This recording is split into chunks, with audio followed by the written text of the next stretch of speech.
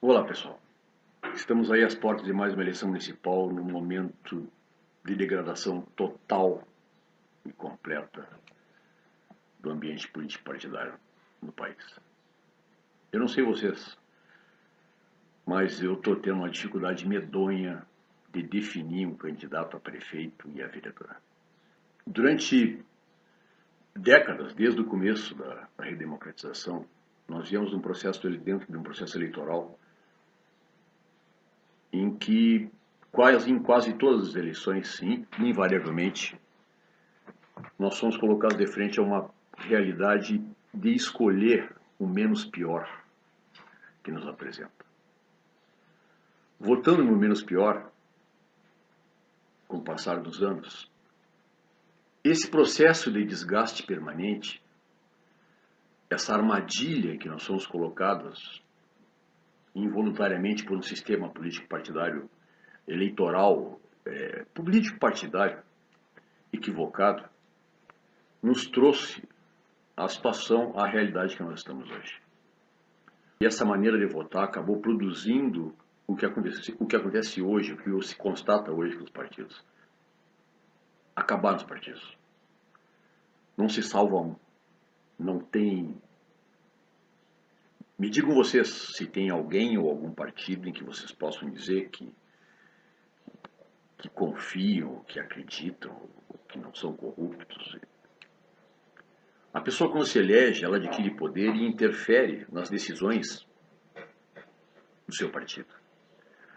Tu escolhe o menos pior, esse menos pior vai assumir poder, legitimidade dentro do próprio partido e influência dentro do partido de quem serão as pessoas que irão prosperar, que ganharão espaço político. Pela própria fraqueza, pela própria debilidade dessas pessoas, invariavelmente eles escolhem pessoas piores do que eles ou pessoas a quem eles possam manipular. Uma regra geral na política no Brasil é que todo político está sempre dando rasteira no outro que ele identifique que possa fazer sombra para ele. Percebem o tamanho do problema? A armadilha em que entramos. Dentro desse processo de destruição, o que sobrou fazendo política partidária dentro dos partidos, uma maioria absoluta em todos os partidos, uma maioria absoluta dos componentes desses partidos, são pessoas que estão ali a defender projetos personalíssimos, que tratam a questão eleitoral e a questão político-partidária como uma oportunidade pessoal de sucesso, completamente desvinculada de qualquer ideia ou pretensão ou projeto de tentar enfrentar com seriedade os problemas que estão aí. E isso ocorreu por causa do processo que eu expliquei.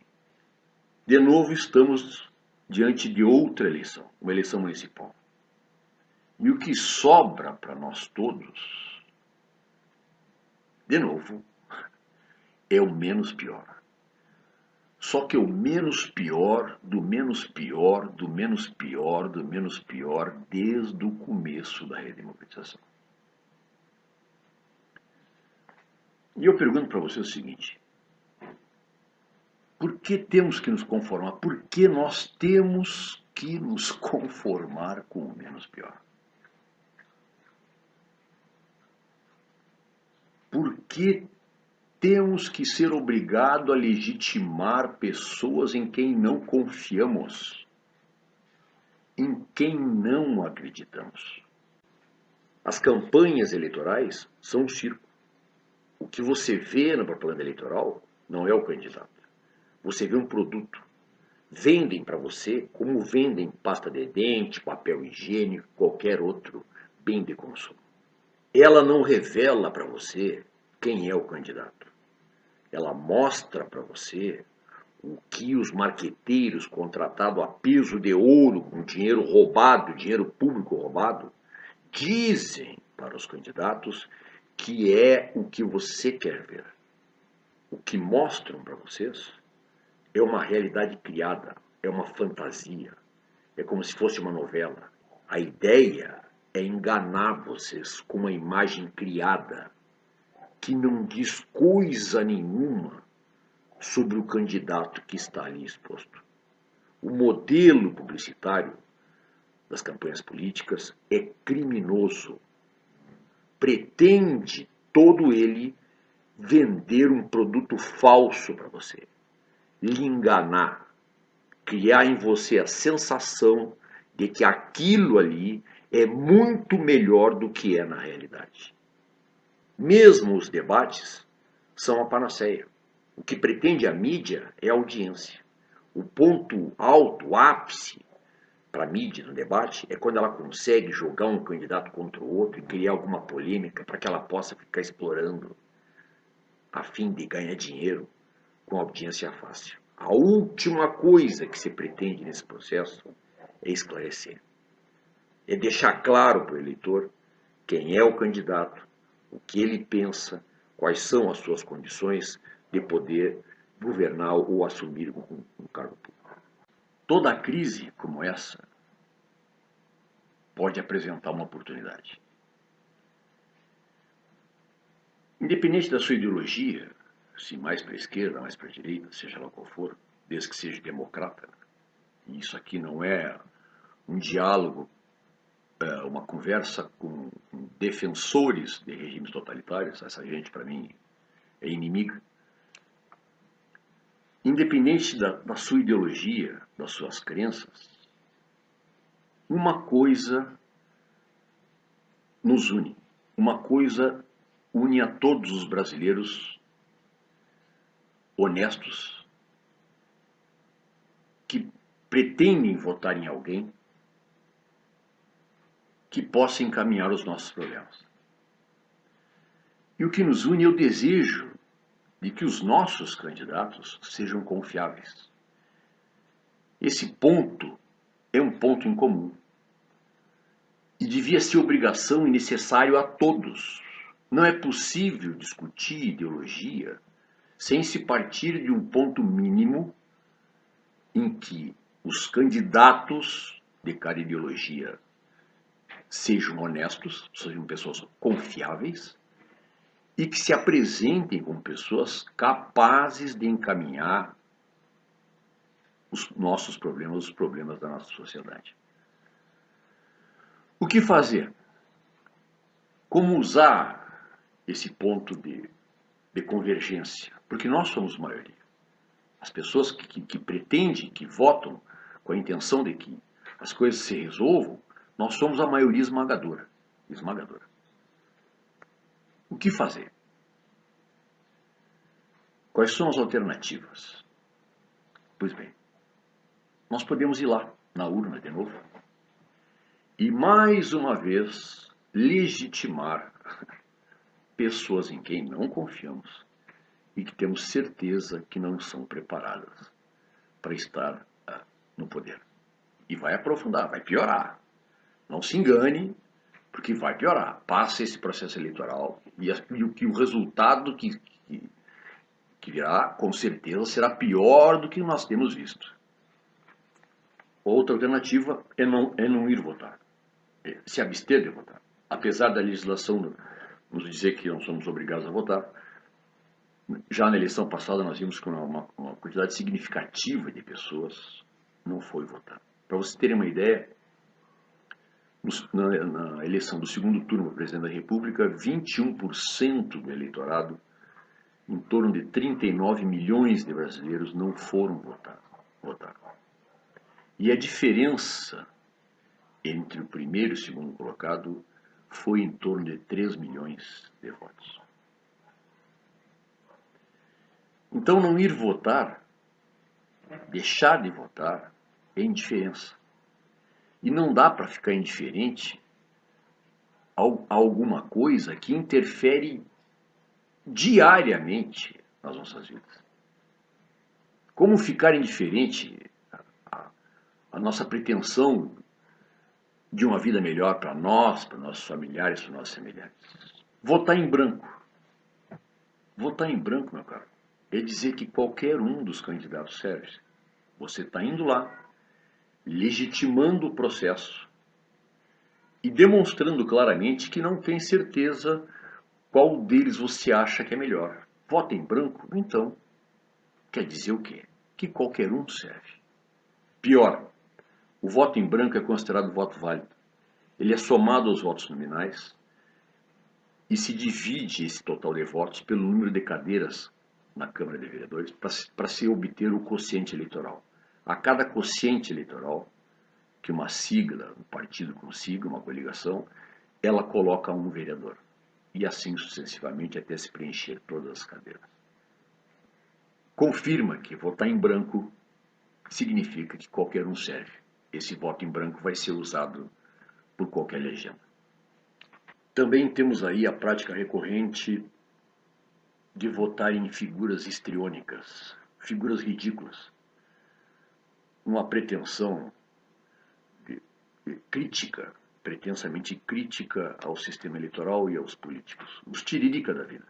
Em tudo quanto é cidade tem tiriricas. Nada contra a pessoa do tiririca, deixe bem claro. O sistema identificou isso com clareza e passou a tirar proveito da sua pretensa, do seu pretenso protesto.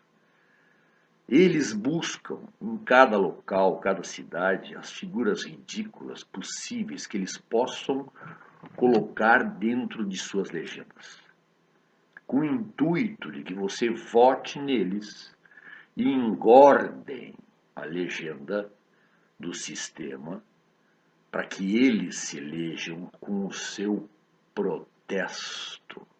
Mas, quando eles contratam essas figuras,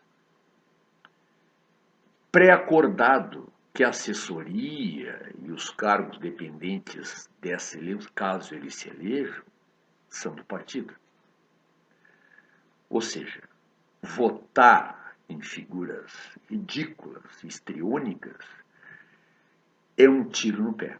Você vota nessas figuras ridículas, histriônicas, achando que protesta, e está sendo usado para a manutenção e o fortalecimento desse sistema apodrecido.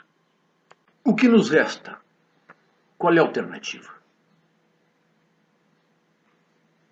A minha posição é anular o voto. E eu explico. Nós fomos para as ruas, nos mobilizamos, enchemos as avenidas. Num primeiro momento, assustamos essa cambada. Em política se diz que político teme é o povo nas ruas.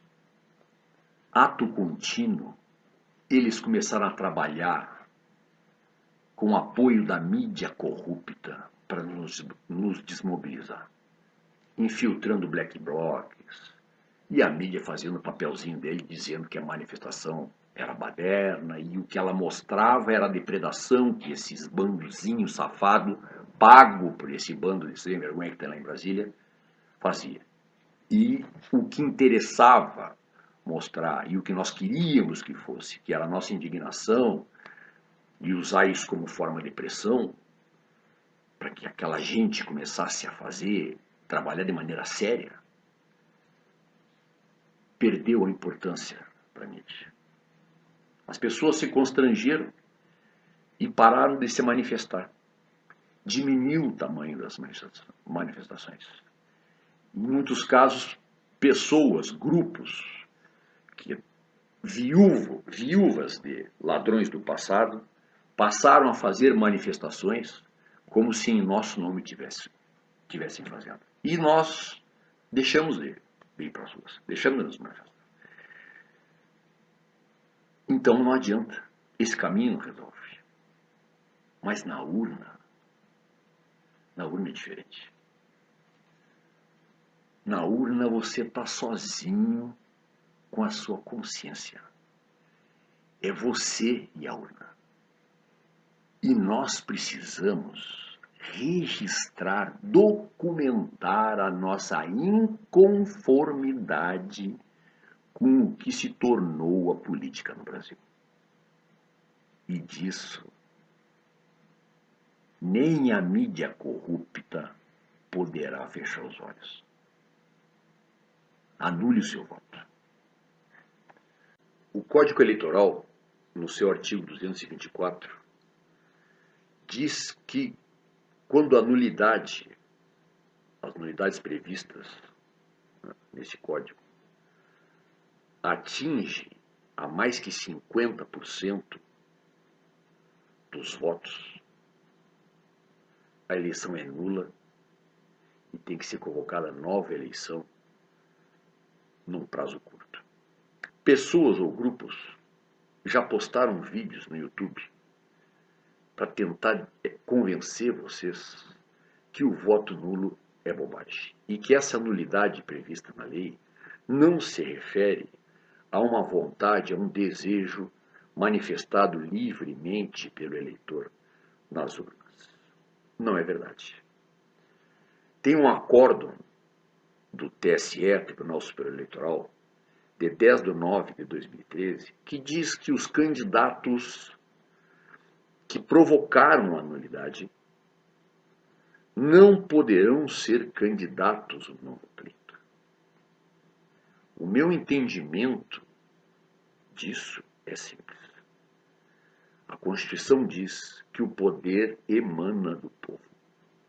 Se a maioria dos eleitores anularem o seu voto, estão dizendo que é por causa daqueles candidatos que estão colocados ali. E isto é causa, sim, de evocar o artigo 224 e provocar a nulidade da eleição, obrigar que se convoque nova eleição, com novos candidatos em todos os níveis, até que consigam a nossa confiança. As eleições não estão a serviço dos políticos, está a nosso serviço, a serviço do eleitor, a serviço da sociedade.